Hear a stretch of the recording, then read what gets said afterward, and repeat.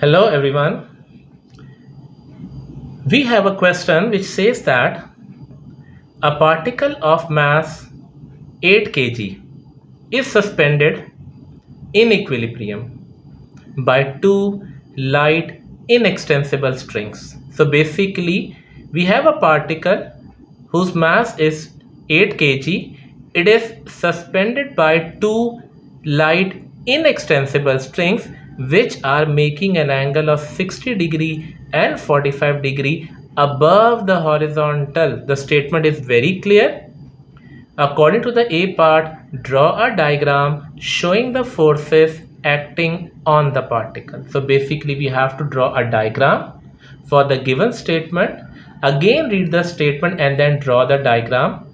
A particle of mass 8 kg, over here the particle of mass 8 kg is suspended in equilibrium, suspended by two light inextensible string, and definitely the two strings are over here, which makes an angle of 60° and 45° above the horizontal, and this is a horizontal line, and both the strings are making an angle of 60° and 45° above the horizontal. So based on the given statement we have drawn the diagram, which is very clear. So it was just for 1 mark. You simply have to draw the diagram like this, 8 kg, and then you have to draw this 60°, a horizontal line 45°. That's it.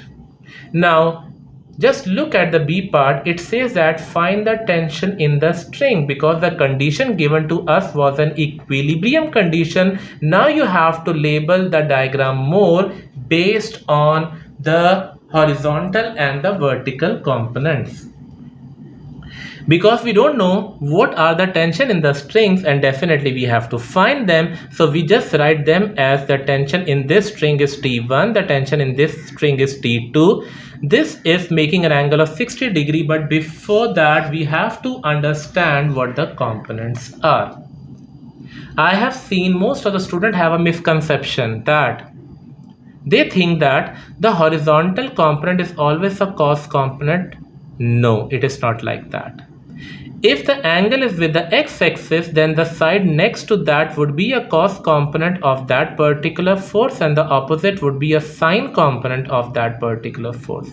But if the angle is with the y-axis, with the vertical, then the side next to that would be a cos component of that particular force, and the opposite would be sine component of that particular force. That means it depends upon the position of angle, whether the angle is with the x-axis or with the y-axis.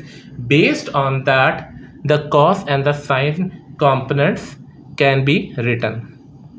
Because the angle over here 60° is with the horizontal and T1 is the tension, so the horizontal component for this T1 would be T1 cos 60 and the vertical would be T1 sin 60 pointing upward. Similarly, the tension in this string is T2 making a 45° with the x-axis, so T2 cos 60 is the horizontal component and T2 sin 45 is the vertical component pointing upward, and the mass when multiplied by G would give us the weight, and the weight is 80 Newton and definitely pointing downward.